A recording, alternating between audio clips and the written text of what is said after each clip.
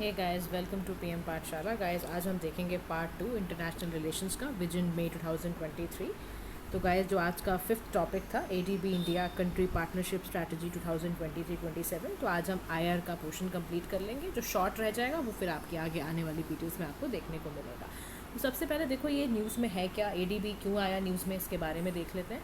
देखो, जो Asian development bank है इसने नई country partnership strategy for India launch किया है। ठीक है, new country partnership strategy, CPS इसको कहते हैं। ठीक है, क्या कहते हैं इसको? सीपीएस का फुल फॉर्म क्या है?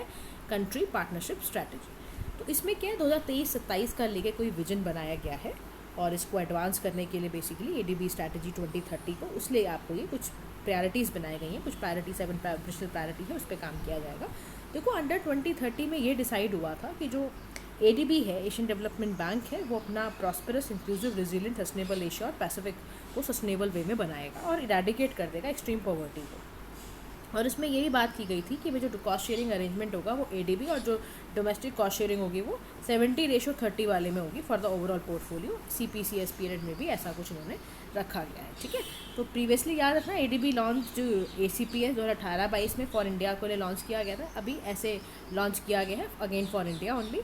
ठीक है, तो ये आपका 2023 से 27 तक का लॉन्च हुआ है। अच्छा, इसके 3 पिलर्स हैं जिसमें कि आपको स्ट्रक्चरल ट्रांसफॉर्मेशन, रेजिलिएंट क्लाइमेट और आपका deep and social and economic inclusiveness पे बात की जाएगी। लेकिन सबसे पहले आप ये समझो एशियन डेवलपमेंट बैंक है क्या। देखो, इसके हेडक्वार्टर्स मनीला में है, फिलीपींस में है। 1966 में आया। इंडिया भी इसका फाउंडिंग मेंबर था, इंडिया मेंबर भी है। 68 मेंबर थे जिसमें कि 49 एशिया से हैं, 19 आपके आउटसाइड और 49 विद इन एशियन पैसिफिक हैं। यूएस एंड जापान का इसमें सबसे ज़्यादा हाईएस्ट शेयर होल्डिंग है, ध्यान रखना।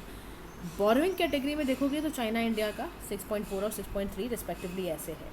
इसमें ये जो बैंक है किस लिए बनाया गया है? मेंबर स्टेट्स को असिस्ट करने के लिए, पार्टनर्स को लोन देने के लिए, टेक्निकल असिस्टेंस देने के लिए, ताकि वो अपना सोशल एंड इकोनॉमिक डेवलपमेंट कर पाएँ। ठीक है, कुछ की रिपोर्ट्स निकालता है, ज़रूर पता होना चाहिए आपको कौन कौन सी रिपोर्ट निकालता है। Asia in the global transition to net zero Asian development outlook 2023 की रिपोर्ट एडीबी निकालता है। एशियन इकोनॉमिक इंटीग्रेशन रिपोर्ट 2023 वो निकालता है। की इंडिकेटर्स फॉर एशियन पैसिफिक 2022 ये भी निकालता है।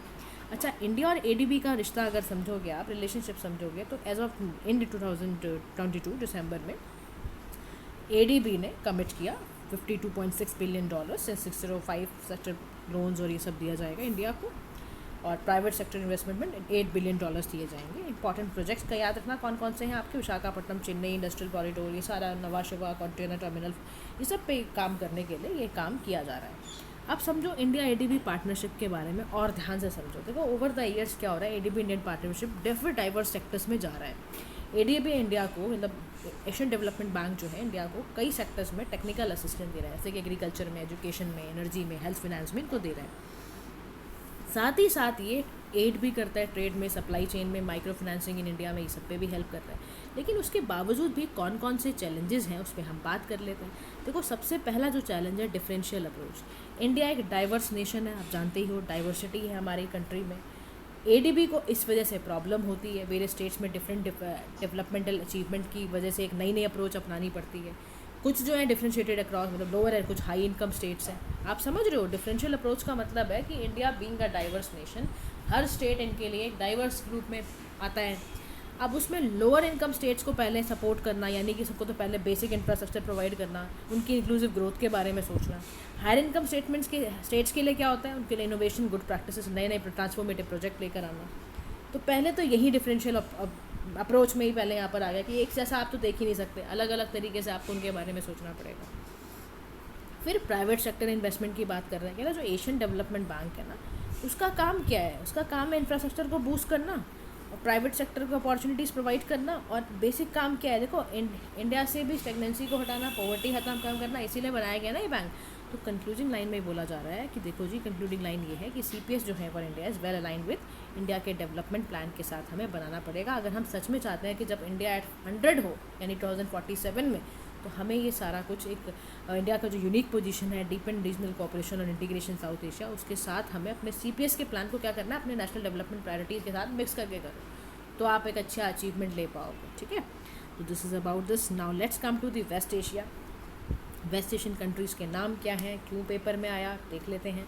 देखो, सऊदी अरेबिया ने एक स्पेशल मीटिंग ली एनएस से, that is national security advisers of India US UAE। ठीक है, स्पेशल मीटिंग हुई, होस्ट की सऊदी अरबिया ने। मीटिंग हेल्ड हुई और एडवांस शेयर विजन चारों कंट्रीज़ ने मिलकर बनाया। कौन कौन सी 4 countries? Saudi Arabia, India, US और UAE। सिक्योर और प्रॉस्परस वेस्ट एशिया को करने के लिए चारों कंट्रीज मिली थी। फंडामेंटल नोशन जो था बिहाइंड द पार्टनरशिप वो क्या है, ये समझने की ज़रूरत है। इनका मिलना, देखो 4 कंट्रीज मिल रही है तो कुछ ना कुछ तो मतलब है इसके बिहाइंड। तो साउथ एशिया को कनेक्ट करना मिडिल ईस्ट से, US से, और अल्टीमेटली इकोनॉमिक, टेक्नोलॉजी और डिप्लोमेसी को प्रमोट करने के लिए मिले ये लोग सारे आए। और इन्होंने बोला कि एक तरह का ये सेकंड क्वाड वेस्ट एशिया का बनाया जा रहा है। आपको फर्स्ट क्वाड तो पता है ITU2 है, इसमें इंडिया, इजराइल, UAE और US है। और सेकंड क्वाड में आपको पता ही चल गया अभी UAE है, और आपका क्या नाम है, US है, सऊदी अरेबिया है, इंडिया है ना। तो how this quad is different from Indo Pacific वाले से डिफरेंट है। इंडो पैसिफिक क्वाड में having your India, US, Japan and Australia होता था, उसमें फर्स्ट क्वाड है ना। तो it is seen as success of India's look west policy की सक्सेस की वजह से ही इसको ऐसा बनाया जा रहा है। तो देखो, this is your west Asia. अगर आप वेस्ट एशिया समझा जाए तो दिस इज़ वेस्ट एशिया। कौन कौन सी कंट्रीज है आपके सामने बिल्कुल दिखाई दे रहा है। Turkey, Iraq, Iran, Saudi Arabia, Egypt, Sudan, की सारी कंट्रीज आपकी, इरिट्रिया, यमन, सब इसके अंदर आती हैं। अब इस रीजन की ज़रूरत क्या है, why this region is so important, पहले तो ये समझो। वर्ल्ड के लिए भी क्यों इंपॉर्टेंट है, इंडिया के लिए इंपॉर्टेंट क्यों है वेस्ट एशिया। एनर्जी रिसोर्स, आपका वर्ल्ड का लार्जेस्ट ऑयल गैस रिजर्व कहाँ पड़ा है, ये तो पड़ा सऊदी अरेबिया में, इराक में, UAE में, यहाँ पे तो पड़ा। आपका एक्सपोर्ट कहाँ से कराते हो, यहीं से कराते हो आप। जोग्राफिक लोकेशन बड़ी इंपॉर्टेंट है, इनका बहुत अच्छी लोकेशन पर है, यूरोप, अफ्रीका, एशिया के क्रॉस रोड में है ये सारी की सारी countries.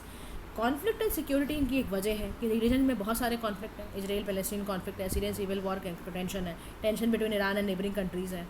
Regional and cultural significance जो है ये है, जुडिज्म, क्रिश्चियनिटी, इस्लाम, यहाँ पर तीनों आपको मिलेंगे यहाँ पर, यहीं क्योंकि बर्थ प्लेस ही सारे रिलीजन्स का यहीं पर है। फिर आपका GCC की जितनी भी कंट्रीज़ हैं वो इंफ्रास्ट्रक्चर डेवलपमेंट पे अट्रैक्ट करना चाहती हैं बिजनेस पार्टनरशिप। तो अल्टीमेटली इनको हमारी ज़रूरत भी है इंडिया के परस्पेक्टिव से अगर सोचा जाए तो। अब सिग्निफिकेंस डेवलपमेंट देखो, समझो ties with west Asia, why it is important for India. सबसे पहली बात, हमारी एनर्जी नीड्स को फुलफिल करेगा। दूसरी नीड हमारी क्या है, लार्ज डायस्पोरा हमारा यहाँ पे रहता है। समझो बात को, लार्ज डायस्पोरा और एनर्जी नीड हमारी यहीं से फुलफिल हो रही है। तो we have to complement early initiative जो हमने बनाए करने पड़ेंगे। हमने साइन भी किया इंडिया UAE के साथ, तो देखो कितनी अच्छा पार्टनरशिप हमारी चल रही है। तो हमें अपने टाइज भी तो बियॉन्ड करना है, US के आगे तो एशिया के बारे में सोचना है कुछ कारण, तो इसलिए हमें ज़रूरत है इनकी। उसके बाद ग्लोबल पोजीशन को देखते हुए स्ट्रेंथन करने के लिए न्यू क्वाड की ज़रूरत है। न्यू क्वाड अगर बनेगा तो उसकी जो अलाइन होंगी, दूसरी मेजर पावर्स भी आएंगी, तो रीजनल कंसर्न स्ट्रेटेजिकली एड्रेस किए जा सकते हैं। उसके बाद पीस एंड सिक्योरिटी की बात की जा रही है कि ग्रेटर इंगेजमेंट करेगा ये क्रॉस वेस्टर्न इंडियन ओशंस के साथ, जो India Suez canal south Africa में रहता है। 12% वर्ल्ड ट्रेड में स्वेज कैनाल जो आपका ऑपरेट कर रहा है। तो आप समझो ना, world trade 12% through Suez Canal हो रहा है, which is going to link. अब लिंक किसको करता है, Indian Ocean to Mediterranean Sea by the Red Sea. अब थ्रेट भी आपको मिनिमाइज़ करना है, maritime piracy, weapon and drugs, terrorism, तो कैसे करोगे, रिलेशन अच्छे करो ना अपने। मार्केट का एक्सेस है, बायलैटरल ट्रेड बढ़ेगा, स्ट्रेटेजिक मार्केट आपको वेस्ट एशिया में मिलेंगी, जॉब क्रिएशन होगी इंडियंस के लिए, प्रमोट करेगा इंडियन रूपी रीजन में, तो ultimately for the payment of oil import आपको सस्ता पड़ेगा। उसके बाद ITU2 को फिर एक बार समझ लो, इंडिया भी इसका मेंबर है, that is India, Israel, UAE और US। पहली बार मेंशन अक्टूबर 2021 में हुआ। अब्राहम अकॉर्ड याद करना है आपको बिटवीन इजराइल एंड UAE, उसी की वजह से ये बड़ा मैरीटाइम सिक्योरिटी इंफ्रास्ट्रक्चर की वजह से इंटरनेशनल फोरम में म्यूचुअल ट्रस्ट के लिए 6 कोऑपरेशन एरिया में इस पर काम करेंगे, water, energy, transportation, space, health and food security. ठीक है, तो याद रखना ITU2 का कमाल। उसके बाद हम देखो काउंटरिंग चाइना, और आपका अल्टीमेट एम ये भी है कि आपको चाइना को काउंटर करना है, कि बिल्कुल सर पे बैठा हुआ है। तो between Saudi Arabia and Iran जो है ब्रेक थ्रू, अगर आप डिप्लोमेटिक रिलेशन चाहते हो तो आपको करना पड़ेगा। और आपको अभी पता है Iran and China have sign a long distanting 255 year cooperation sign कर ही चुके हैं, तो आपको तो और ज़रूरत पड़ जाएगी। फिर इशू क्या है इनके नए ग्रुप से, लैक ऑफ क्लैरिटी। सबसे पहली समस्या ये है कि strategic goals of this group are not clearly stated. सबसे पहली दिक्कत ये है। फिर अमंग मेंबर्स बहुत सारी असिमेट्री है, US से बहुत मिलिट्री स्ट्रॉन्गर है, अगर आप कंपेयर करो UAE, सऊदी अरेबिया और इंडिया से। असिमेट्री का कारण एक दूसरे पर ट्रस्ट नहीं रहेगा।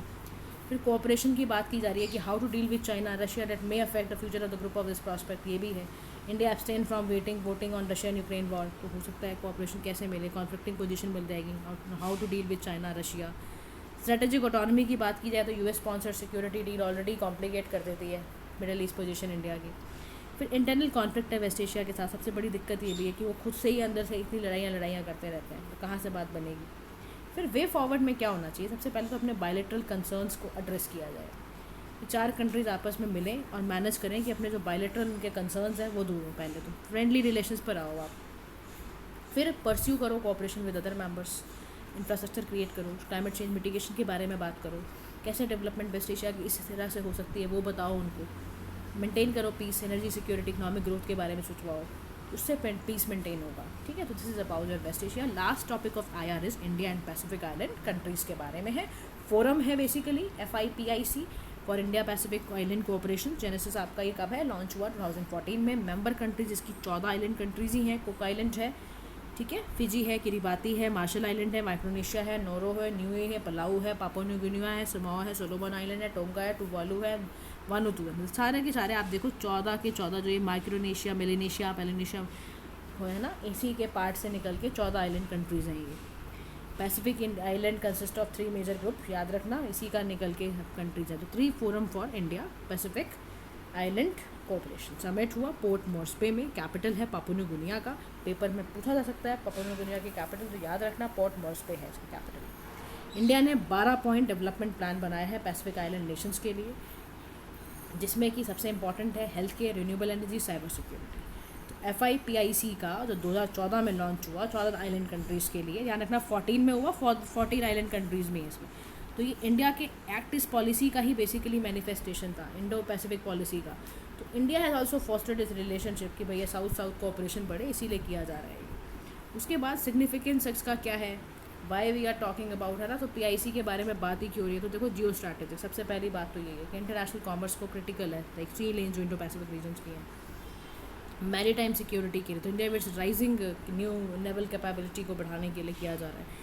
PIC with resources rich exclusive economic zones के लिए, नेचुरल एंड मिनरल रिसोर्सेज को करने के लिए, रीजनल एंड ग्लोबल इंगेजमेंट बढ़ाने के लिए। तो Fiji and Papua new Guinea का सिग्निफिकेंट डायस्पोरा, इंडियन डायस्पोरा वहाँ पे रहता है, हमारे हिस्टोरिकल टाइज हैं, तो हमें वहाँ पर भी कंट्रीब्यूशन देना है, इंडियन कल्चर और लैंग्वेज, ये सब का सब। इनिशिएटिव देखो FIP के ध्यान रखना, PIC के business related, humanitarian, disaster management, ये सब पे हमने इनिशिएटिव यहाँ पे लिया है।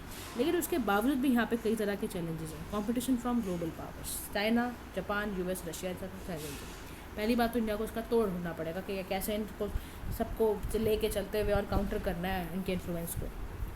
अनयूटिलाइज ट्रेड पोटेंशियल की वजह से ऐसा है। इंडियन पैसिफिक आइलैंड का जो ट्रेड है वो बहुत कम है, बहुत मिगेर है, $300 मिलियन तक ही होता है। ट्रेडिशनल अप्रोच पे चलना पड़ेगा। इंडिया की जो फॉरेन पॉलिसी थी वो बहुत ज़्यादा इंडियन ओशन के बारे में फोकस करती थी, वो रिलेटिवली अभी हमने पैसिफिक रीजन्स का नेगलेक्ट करा है, उसको हम ठीक से करें। इंगेजमेंट बढ़ाएं फिजी से, पापुआ न्यू गिनिया से, जहाँ हमारा इंडियन डायस्पोरा इतना ज़्यादा रह रहा है, तो फिजिकल कनेक्टिविटी बढ़ानी पड़ेगी। रेगुलर इंगेजमेंट हमारा डिफिकल्ट है, जोग्राफिकल डिस्टेंस हमारा एक प्रॉब्लम है ना, उसको हमें कम करना पड़ेगा। लॉन्ग डिस्टेंस ट्रेड का कॉस्ट, ट्रैवल कम्युनिकेशन का कॉस्ट बढ़ाता है, पीपल टू पीपल कॉन्टैक्ट इनका बढ़ाना पड़ेगा। तो हाई लेवल इंगेजमेंट करें आप, सबसे पहले हाई लेवल विजिट्स लीडर्स की, एक्सचेंज हो, आइडियाज़ एक्सचेंज हो, डेवलपमेंट असिस्टेंस, कंसेशनल लोन्स देना, टेक्निकल कोऑपरेशन देना, क्लाइमेट रेजिलियंस पे इन पे बात करना, बेस्ट प्रैक्टिसेस का टेक्निकल एक्सपर्टीज़ पे कैसे काम कर सकते हैं, इस पे करें। ट्रेड को बढ़ाएं, सबसे ज़्यादा ट्रेड कैसे बढ़ सकता है, पीपल टू पीपल कॉन्टैक्ट कैसे बढ़ सकता है। इंडिया एक्सप्लोर करे अपॉर्चुनिटी स्पोर्ट्स में, एयरपोर्ट्स में, रोड में, डिजिटल इंफ्रास्ट्रक्चर में, तो बात निकल के आएगी कि वहाँ के लोगों को जॉब्स मिलें या वहाँ के लोगों को टेक्निकल एक्सपर्टीज स्किल्स में आप दो, क्लाइमेट रेजिलिएंट चीज़ों से लड़ना सिखाओ। ये सब चीज़ें ज़रूरी होंगी, तब जाके हम जीतेंगे यहाँ पर। रेलेवेंस तो आपको पता ही है, इंडो पैसिफिक का इतना रेलिवेंट है कि 50% ट्रेड नियरली हम यहाँ से सेंटर्ड है हमारा। फिर चाइना के डोमिनेशन को हटाने के लिए, सस्टेनेबल डेवलपमेंट को प्रमोट करने के लिए ज़रूरी है। कुछ हमने वहाँ पे लिए भी हैं, क्वाड हमने बनाया ही है, ओशनिया डिवीजन जो है जो ME ने क्रिएट करा ही हुआ है, हम काम भी करें, लेकिन जहाँ जहाँ ज़रूरत है, कुछ भी अब ऑलरेडी डिस्कस। शॉर्ट्स वाले गाइस न्यूज़ जो होंगे वो हम दूसरे सेक्शन में लेंगे। So thank you so much for listening. Do like, share and subscribe to PM Pathshala. Have a nice day to all.